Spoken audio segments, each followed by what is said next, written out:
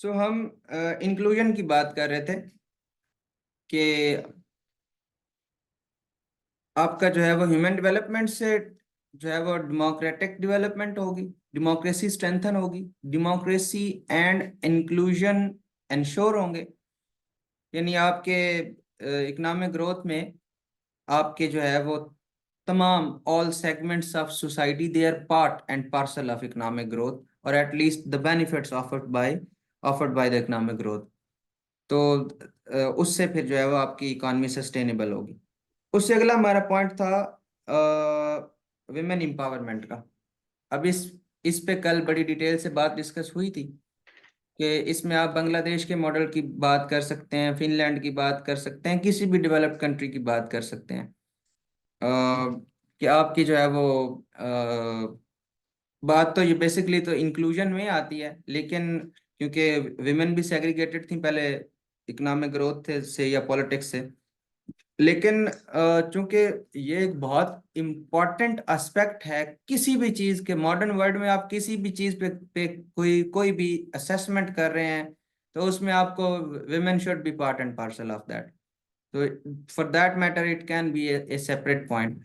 तो women empowerment होगी, उससे आपकी इकोनॉमिक ग्रोथ, आपकी जो पार्टिसिपेशन ऑफ विमेन है in the labour labour market वो बढ़ेगी। तो उससे फिर आपकी इकोनॉमिक ग्रोथ बढ़ेगी, इकोनॉमिक सस्टेनेबिलिटी होगी। फिर क्लाइमेट चेंज जो है, इससे इससे आपने अडेप्ट करना है और इसके इम्पैक्ट्स को मिटिगेट करना है, प्रिवेंशन, अडेप्टेशन एंड मिटिगेशन। अब हम अगर पॉइंट खाली इतना भी बना देना कि human development leads to climate change adaptation and mitigation, तो ये अपने आप में पूरी बात है।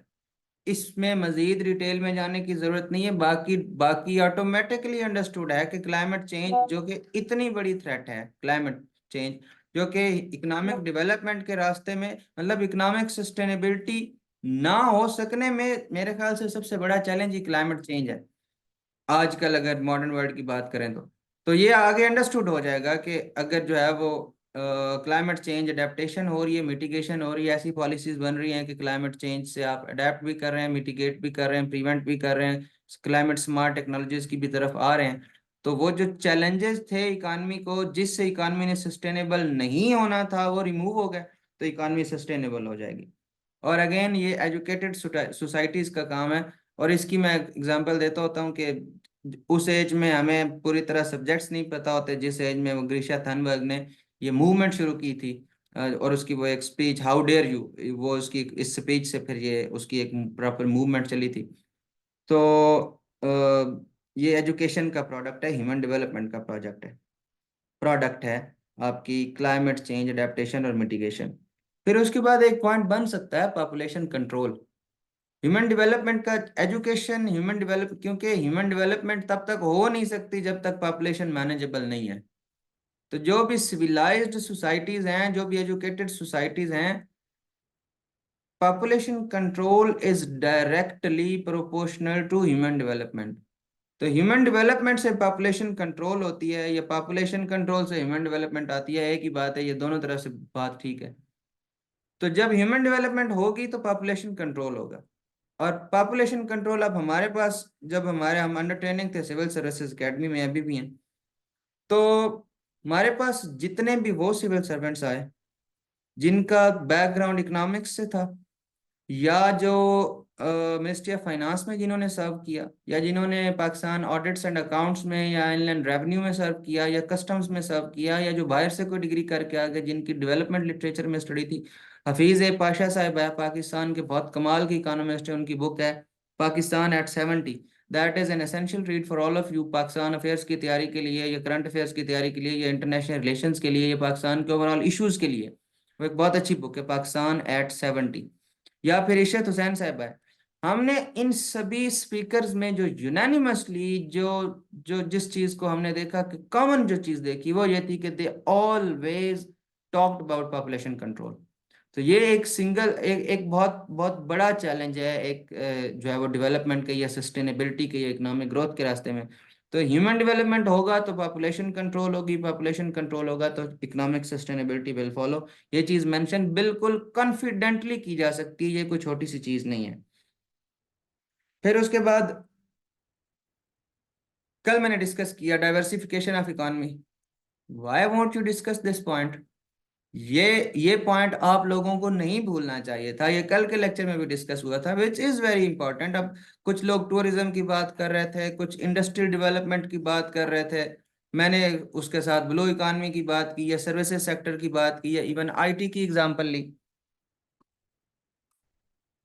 तो आपकी diversification of economy without human development नहीं हो सकती, और इसके पीछे बेसिक प्रीमाइज यही है कि ह्यूमन डेवलपमेंट का मतलब है एजुकेटेड वर्कफोर्स। ह्यूमन डेवलपमेंट का मतलब है टेक्निकली ट्रेन्ड वर्कफोर्स।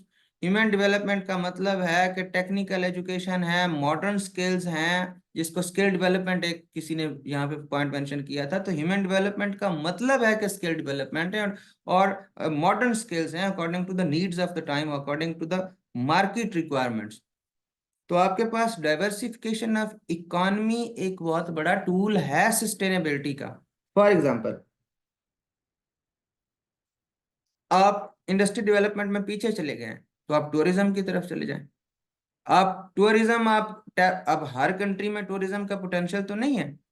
कुछ कंट्रीज में या टूरिज्म का पोटेंशियल नहीं है, या टूरिज्म पे वो उस तरह से दुनिया को कन्विंस नहीं कर सके, ब्रांडिंग नहीं कर सके। Branding is very important. कल टूरिज्म की बात हो रही, तो ब्रांडिंग आप दुनिया को दिखाते क्या हैं? जैसे इंडिया ने जो है सॉफ्ट पावर का प्रोडक्ट है, आप मूवीज के जरिए, आप इंटरनेशनल अपने अपने एम्बेसडर्स के जरिए, आप वीडियोस के, आप ब्लॉगर्स को, व्लॉगर्स को, आप टूरिस्ट्स को अट्रैक्ट करते हैं। जैसे यहाँ पे एवा जुबैक आई, फिर एक वो जर्मनी की आई जिन्होंने मोटर बाइक पे पाकिस्तान को सारा कवर किया।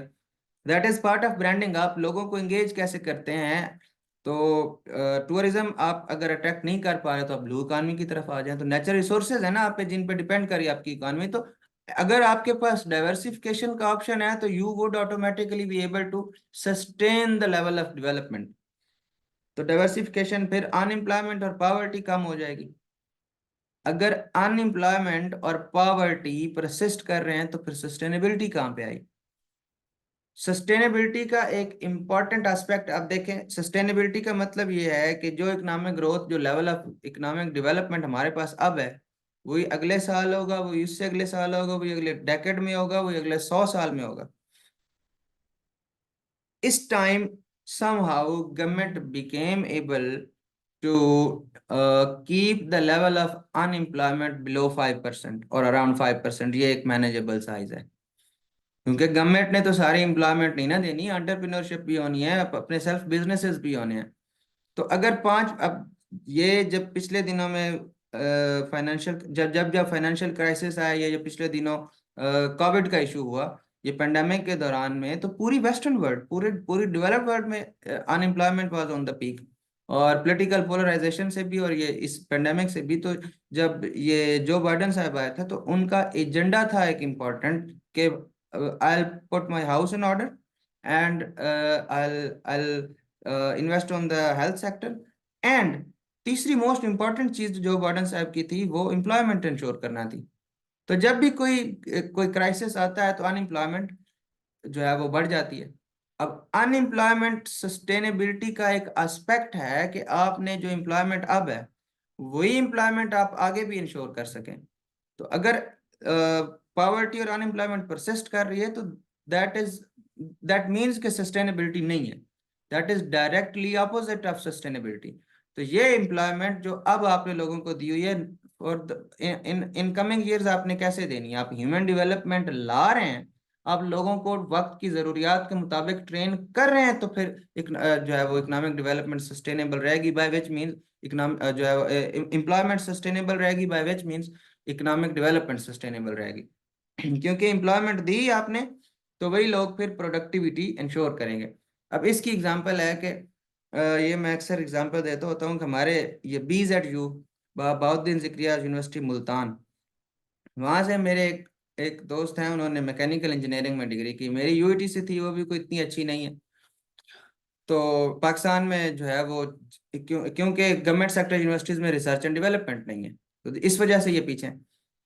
अब उन्होंने मुझे बताया कि उनके एक प्रोफेसर BZU में 1980 में जो उनके टीचर ने उनको जिन नोट्स से पढ़ाया था एक सब्जेक्ट, वो नोट्स उनके पास थे, वो साइड से फटे हुए थे।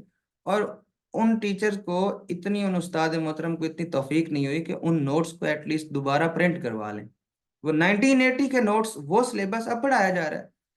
अगर आप ऑक्सफोर्ड या कैम्ब्रिज की बात करें, एमआईटी की बात करें, हार्वर्ड की बात करें, तो right after 5 years your degree won't be applicable. आप 5 साल पुरानी डिग्री की बेस पे मार्केट में जॉब क्लेम नहीं कर सकते। या तो आपके पास डिग्री हो ना हो, आपके पास अगर वो स्किल्स हैं, मॉडर्न स्किल्स हैं, तो ठीक है, फिर तो आप जॉब क्लेम कर लें, अदरवाइज आप अप्लाई कर नहीं सकते, आप एलिजिबल ही नहीं होते एम्प्लॉयमेंट के लिए। तो दिस इज इकोनॉमिक सस्टेनेबिलिटी, और this is sustainability of employment.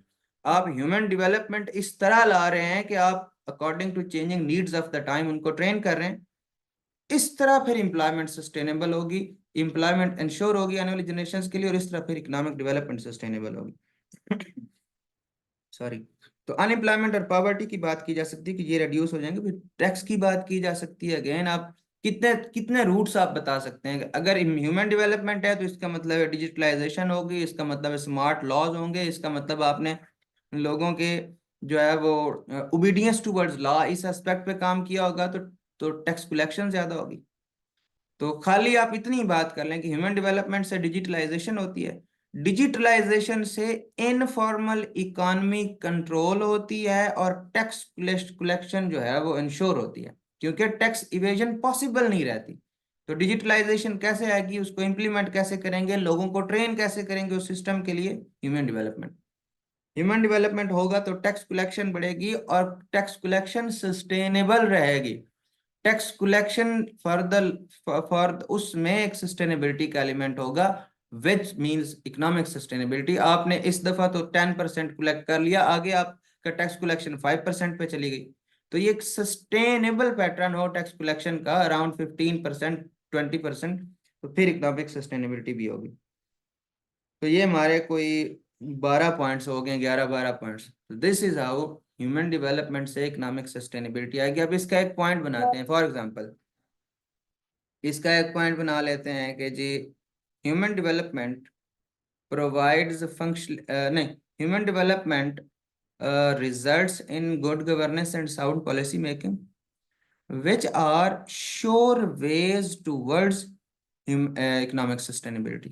तो इतनी बात की है कि ह्यूमन डेवलपमेंट से गवर्नेंस और पॉलिसी मेकिंग ठीक होगी, जो कि श्योर वे हैं इकोनॉमिक सस्टेनेबिलिटी।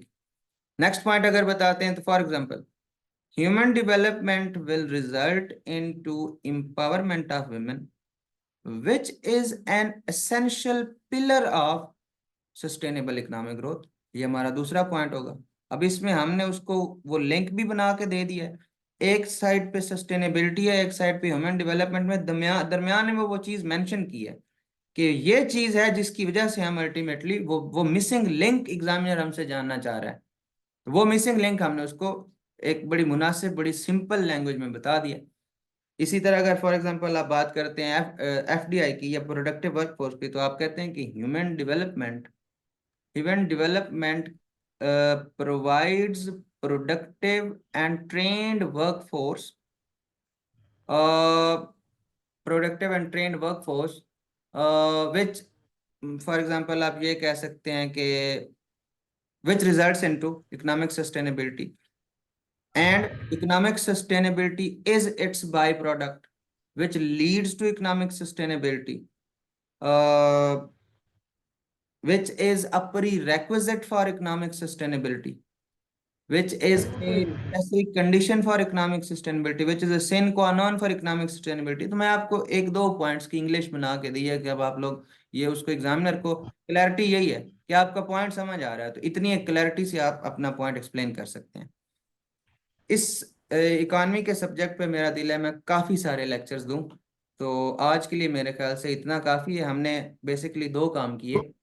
एक तो हमने लिटरेचर का सर्वे किया शॉर्ट सा कि गवर्नमेंट्स की रियलाइजेशन क्या थी कि इकोनॉमिक इकोनॉमिक डेवलपमेंट है क्या।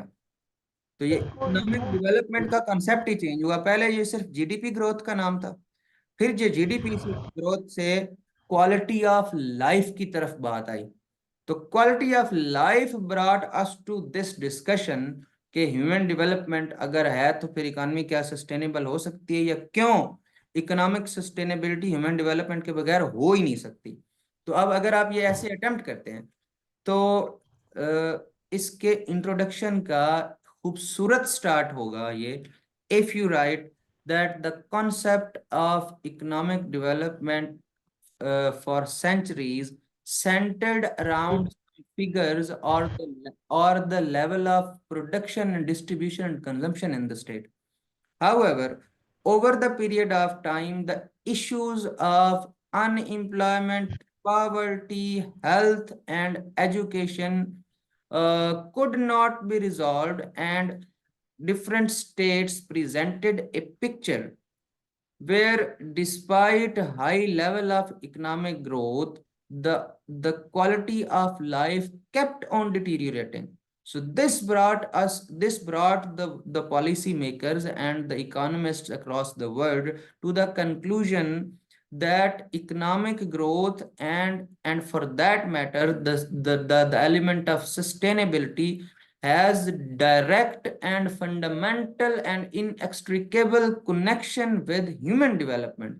So human development is that foundational aspect, that missing link without which no state can imagine to keep its economic growth sustainable for a longer period of time. ये मेरे introduction का for example एक start था। उसके बाद तो मैं बस डायरेक्ट एग्जामिनर को बताना शुरू कर दूंगा कि ह्यूमन डेवलपमेंट हो तो ये चीज़ होती है, और उससे फिर सस्टेनेबिलिटी आती है, ये हो तो ये। उसके बाद तो मैं सिर्फ वो अपने ये जो 8-9 पॉइंट्स हैं ये मेंशन कर सकता हूँ। इसके बाद हम चैलेंजेस डिस्कस कर लेंगे, जनरल चैलेंजेस की ह्यूमन डेवलपमेंट के रास्ते में चैलेंजेस कौन से हैं। तो जब तक हम ये इकानमी का सब्जेक्ट एंड करेंगे, खास तौर पे जब हम पाकिस्तान के इकोनॉमिक इश्यूज की तरफ आएंगे, उस टाइम तक हमारे पास फिर बहुत सारे चैलेंजेस इकट्ठे हो चुके होंगे। तो इस वजह से मैं फिलहाल ये बता नहीं रहा। तो बहुत सारे चैलेंजेस हमें पता होंगे कि क्यों इकानमी सस्टेनेबल नहीं हो सकती, इकोनॉमिक ग्रोथ के रास्ते में कौन से challenge, for example population explosion, climate change, elite capture, ये सारे चैलेंजेस हैं। पुअर पुअर एजुकेशन, या poor focus on human capital या ह्यूमन रिसोर्स मैनेजमेंट और ट्रेनिंग, या ह्यूमन रिसोर्स डेवलपमेंट, ये फोकस ही नहीं है गवर्नमेंट का, स्क्यूड पॉलिसी मेकिंग है। तो ये इस तरह हम फिर चैलेंजेस बाद में देख लेंगे। तो आज हमने ये दो मेन चीजें देखी। गवर्नमेंट, हाँ क्लाइमेट चेंज ये सारी चीजें ठीक, गवर्नमेंट का रोल इकोनॉमी में, और एवोल्यूशन ऑफ डेवलपमेंट या economic literature on economy, political economy जिसको हमने शुरू में कहा, और फिर ह्यूमन डेवलपमेंट। अब इसके आगे हम इसके काफी सारे टॉपिक्स, मैं सोच रहा हूँ कि एक इम्पॉर्टेंट है, एलिमेंट है नेक्स्ट हमारी स्टेटमेंट्स पे अब यही होगी कि economic growth is not just about figures. हम इस चीज़ को डिटेल से देखेंगे कि क्यों इकोनॉमिक ग्रोथ जो है वो, अगर इकोनॉमी ग्रो कर भी रही है तो उसका इम्पैक्ट क्यों नहीं आता ओवरऑल। तो नेक्स्ट हम जो है ना, या सिंपली तो उस रियलाइजेशन पे जिस पे हमने बात की कि इकोनॉमिक ग्रोथ और इकोनॉमिक डेवलपमेंट में डिफरेंस क्या है। So we would be talking about the difference between economic growth and development in our next class. अब यहाँ तक किसी के कोई क्वेश्चंस हैं? ये किफ़ायतुल्लाह ने कुछ और पॉइंट्स बताए हाँ। होंगे, tech, sustainable development, civic education, वही हमने वो सिविक एजुकेशन, उसमें हम डेमोक्रेसी और इंक्लूजन, ये दो बहुत इंपॉर्टेंट बातें थी, और सबसे इंपॉर्टेंट बातें ये थी इंक्लूजन और डेमोक्रेसी। डेमोक्रेसी से पीस एंड स्टेबिलिटी भी आ जाएगी, और इंक्लूजन भी हो जाएगी, सोशल जस्टिस भी आ जाएगा, social security arrangements of the states भी आ जाएंगी, प्रोग्रेसिव टैक्सेशन और वो सारी पॉलिसीज भी आ जाएंगी। Any questions?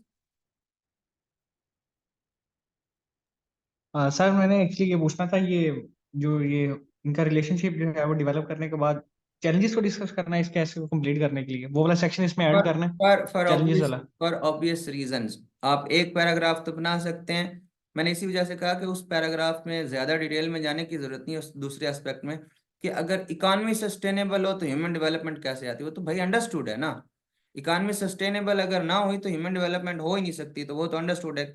लेकिन मतलब ये ऐसे है कि मैं कहूँ कि अगर कोई बंदा जो है वो अच्छा इंसान है तो वो अच्छा शौहर भी होगा। ये बात कहना ज्यादा अच्छा है, ये मैं ये कहूँ कि कोई बंदा अच्छा हस्बैंड है तो वो अच्छा इंसान भी होगा। पहले एक अच्छा इंसान होगा, फिर वो अच्छा शौहर भी हो सकता है, अच्छा भाई भी हो सकता है, अच्छा बाप भी हो सकता है, सब कुछ हो सकता है।